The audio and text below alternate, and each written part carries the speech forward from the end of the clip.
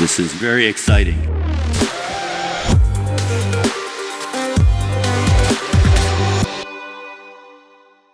Joining me on the Unsolicited Response show is former Congressman and current presidential candidate Will Hurd. Will, welcome to the show. Hey, Dale. It's great to be on. Thanks for having me. Well, I reached out to your staff a few years ago when you were in Congress to get you on our S4 event stage because you have a unique background for a lot of politicians. I mean, you spent 8 years with the CIA, which is somewhat unique, but for our audience, you are actually a senior advisor with a cybersecurity company, FusionX. You've really understood the technology since you left. You were on the board of OpenAI. So we don't see a lot of candidates for Congress or for the president that actually understand this stuff at some level. So I wanted to get you on and ask you a little bit about that specific area, if that's okay. Of course. Look, I always say the bar is low, right? My experience compared to probably some of your listeners is not as unique. But when it comes to folks in Congress or definitely running for president, it definitely is. But these are issues that are important to the future of our country and the future of our way of life, to be honest. So I always look forward to talking with smart people about these topics. And I should note for those of you listening, because we probably have more listeners on the podcast than watching the video, we're putting up Will's site. It's willbehurd.com if you want to know more about his campaign or want to contribute or play any role in that. Will, let's start with this. Let's start with the executive branch, because that's kind of where you're aiming right now as a candidate. You were involved, I think you were one of the co-sponsors of CISA. That's right. to actually create CISA.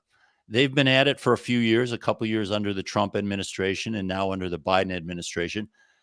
How would you grade CISA's performance today? Sure. Look, Mike McCall was the one who created CISA and led the charge. I was proud to help my fellow Texan and get this across the finish line and pass. And to be frank, I think CISA is doing better than what all of us had expected it was going to be able to do when the legislation was first passed. And so proud of that actuality. I think the 2016 elections was a perfect example of that. I think the fact that now industry appreciates some of the information sharing that you're seeing from CISA is important. And then the steps CISA is taking to improve the .gov space is good. Now, there's a lot more that can be done. I think CISA needs more people, but I think from what it was tasked to do, that it's working better than most of us probably expected at the time. And you talk about needing more resources. We see that DHS as a whole and CISA as part of that seem to just be grabbing more and more. Like it seems to be something Congress likes to do. They like to now say CISA should be doing this and CISA should be doing that, as opposed to like DOE doing things in energy or EPA doing things in water. Are you a supporter of this single organization being responsible for critical infrastructure, cybersecurity, or do you think it should be spread amongst the agencies? Well, it should be spread amongst the agencies, but ultimately, I think CISA should be the executive branch. I look at them as the super federal CISO, and making sure, and specifically when it comes to defending the infrastructure of their operations, right? When it comes to interacting, engaging in public sector, in the public-private partnerships and such, then we need the other agencies to be the ones and the focal points there. But almost being like I look at it as if OMB within the executive branch has some of the responsibilities over all the agencies. I think when it comes specifically for cyber, pure cybersecurity, defending digital infrastructure of the .gov space, then I think that's something where they have a role in directing the other agencies for defense. But look, people always want to talk about, I think Elon Musk is the latest one to say, and when it comes to stuff like AI, there should be one department of AI. I completely disagree with that. Everybody has to be involved in this. We don't have a department of computers. We don't have a department of telephones, right? Like it's a tool that is being used by everybody. So I think you need the other departments to have to be strong in this. But having a one, what's the saying always, one throat to choke when there's a problem. I think across the .gov space, we should be making sure CISA has that. Now, I would also say that within every department, for again defense amongst their infrastructure that they maintain, CISOs within the various departments needs additional authorities. There's often this fight between CFOs and CISOs. And CISOs, if they're expected to defend their domain, they should be giving all the responsibility to get the tools and the purchasing authorities to put what they need in order to do defense. And so that's an issue that I always worked hard to do, to try to make sure our CISOs within the various departments had more authority, more ability, more decisions over the budget, exclusive decisions over the budget, and can move in a speed that we're not used to seeing. I think that's something that needs to happen at the department level. And we've heard a little bit. Washington is interesting, and I'm about as far away from Washington as you can be here in Hawaii. But we hear a lot of infighting between representatives from the National Cybersecurity Director, CISA, National Security Council, and such. If you're, President Hurd, who would you lean on? Would it be the National Cyber Director, or where would you say, this is what I want to do, and how would you push that down to your administration? Look, I think Chris Inglis and his role as a national cyber director was fantastic, right? And you need, but that person needs to be working with all the various agencies, and what I look at, that is a person that interacts between the mill and Intel, and then also the .gov, and then potentially with the public sector as well. And so that position has a little bit of broader focus of engagement of who to work with. CISA.gov, NSA ultimately is the intelligence community and majority of .mil. And so we need someone to broker the peace there. And then how do you balance offensive capabilities with defensive capabilities, right? Oftentimes, there's a tension between a cyber intelligence and how do you stop things, or how do you understand what potential attacks are going to be, and then how do you stop it? And so having a national cyber director is important. But I also would rely on the new position that Nate Fick is in the, I call it the cybersecurity ambassador at the State Department, because our engagement, this is where multiple administrations have not done a good enough job. And that is engaging in international forums when it comes to standard settings, to engage with our bilateral in our bilateral and regional relationships about data flows, right? We are at a period where the fact that the rest of the world is even engaging with China when it comes to how data flows are supposed to happen across borders, if we don't play a role in that, we're going to get screwed and we're going to be left behind. And so this engagement in these international forums are as important, because the Chinese government is doing a very good job of engaging and trying to make sure these entities are more beneficial to them than kind of Western American values. Well, let's talk a little bit about that. I'm talking with presidential candidate Will Hurd, willbehurd.com. That's HURD. I guess that's not obvious to a listener, but you mentioned offense, you mentioned diplomacy.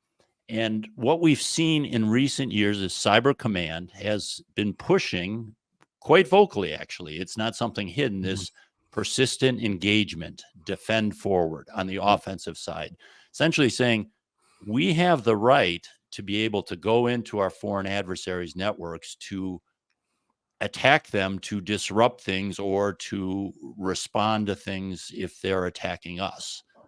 That scares some people, including me, a little bit in terms of being escalatory, because we would be very unhappy if they were in our networks, although we know everyone's trying.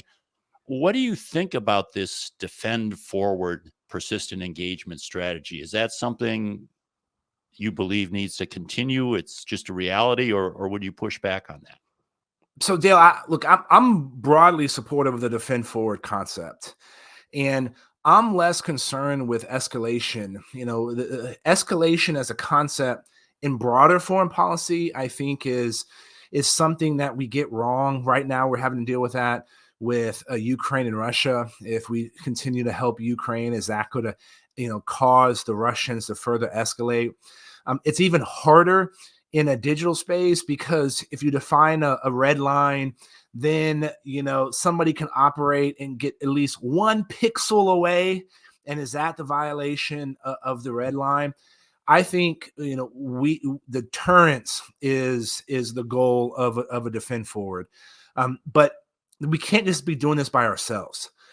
Look, I actually believe if a third country, if somebody doesn't have laws on their books to protect their own infrastructure against cyber attacks, and a third country goes through that country to attack us, then the perpetrator with the lax cybersecurity laws, then they're as delinquent as the aggressor, in my opinion. And so this is something that we can't just do by ourselves. We got to get the rest of our allies engaged on this, because that's how we administer tougher consequences to our adversaries doing something. What was the response to the Chinese government when they hacked the State Department and Treasury to understand what the talking points were going to be when Secretary Yellen and Secretary Blinken went to China? In a classic intelligence world, right, from which I came from, if those were hard secrets, what would have happened? We would have expelled the diplomat from, the Chinese embassy in Washington, D.C. The Chinese would have responded. There would have been a tit for tat, then it would have stopped. But in this world, us doing that wasn't going to have any broad impact. But what if all of our European allies participated and joined in any what our response was going to be? So how do we take that kind of philosophy into the digital world? So I think our adversaries need to know that we're not going to stop.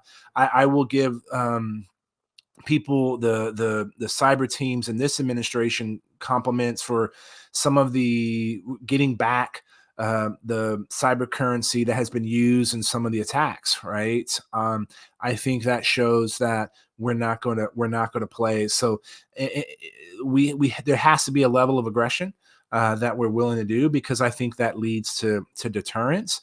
That also requires us to be even, our defense to be even better. We know the future of cybersecurity is going to be good AI versus bad AI. And so this is I think where we need to be. It's interesting listening to you there.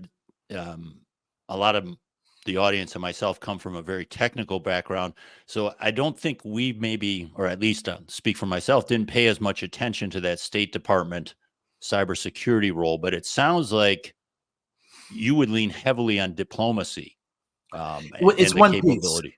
Look, it's one piece, right? It's one piece. It's one piece of the puzzle.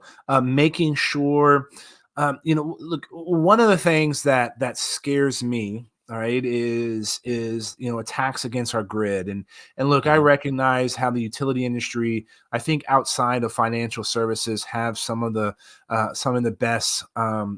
best capabilities in the country and not in the world. But I was involved in a situation here in Texas where a former general in the Chinese 2PLA bought a bunch of property in West Texas. He was going to Mm. put a solar farm in and then tie into the Texas grid. Now, the Texas grid, we have our own unique grid, and could his connection to the grid had fabricated something that we saw in the negative winter a couple years ago? Potentially. Would they have been able to continue that for a long period of time? Probably not. But what would have happened is somebody that's providing electricity onto the grid, or energy onto the grid, would be able to have access to all the information that CISA and DOE was putting out about defending our grid.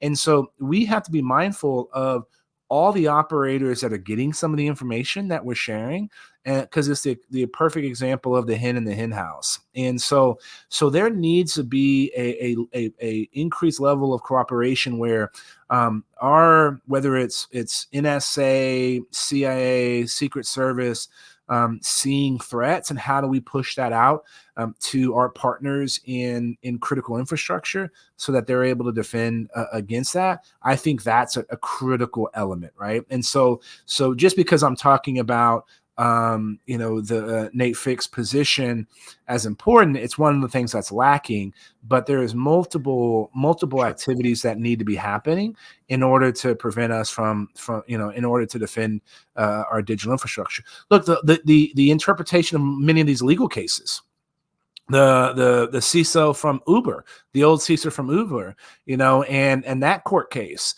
and what impact is that going to have on the future of cybersecurity and how people respond. And I would hope that most CEOs, especially of publicly traded companies, are paying attention and realizing how important cybersecurity is, and they should be making sure that their CISOs are involved in defending their digital infrastructure. And then we also need Congress to pass a national privacy law. That's something that, in not having one, is ridiculous in this day and age. To have something that provides some consistency to not only to the private sector, but knowing that the defenders, how we should be protecting. Mm-hmm. Let me ask you one more executive branch question. Mm-hmm. Does the executive branch have the authority they need now to do the job to protect critical infrastructure, cybersecurity, or do they need more from Congress? So I'm of the opinion, look, this idea that the federal government needs more authority to ultimately protect regulated industries, that's a little scary to me, right? And so I would probably lean on there's not necessarily more authorities that are needed. I would take it on as a case by case example. I think if I were to push anything, the vulnerabilities, equities process, where our intelligence services may know of 0-day vulnerabilities and exploits, a level of transparency amongst key entities within the federal government probably could be improved as a way to making sure that, first and foremost, we should be making sure that we're protecting these important infrastructures. When it comes to things like red teaming, look, can we survive if the Chinese government is able to turn our phones off for a while? There's a great book by Admiral Stavridis. I think he was one of the NATO commanders. I'm drawing a blank on his former title, but it's a fiction book that talks about how he thinks World War III is going to start. And Yeah, it that's basically scary. look, It's a very it's scary book. scary. And are we prepared to operate Yeah. in a zero comms environment, and how that works, right? Like I think there's some potential areas there, but broader increased authorities of the government on this particular issue, I'm a little bit more sensitive to, because we are playing a role of helping private sector and industry defend first. Well, let's shift to Congress, because you did spend 6 years. Mhm. 6 years in Congress, 8 years in the CIA. But you, on your site, you say we need our elected officials to be tech literate so that we have the ability to effectively combat our global rivals when it comes to cyber warfare. And I think most people would agree with you in that. Uh, but as an outsider looking in, it was always a little bit scary when Congress was talking about cybersecurity. And it's probably the true in other fields when you know a lot about a field and then you hear Congress Right. talking about it. Uh, some of your predecessors, the people who kind of led in cybersecurity, deserve a lot of credit for raising attention I'm not sure their knowledge base was really that deep, but they knew it was important Sure. and they raised attention. And then we have something like Colonial Pipeline happen, and I see senators extolling the importance of two-factor authentication, which, I know some aide just handed them, hey, say this is important. Um, how how should Congress deal with this, given that they're not technical experts in Sure. this field? What kind of laws should they be passing?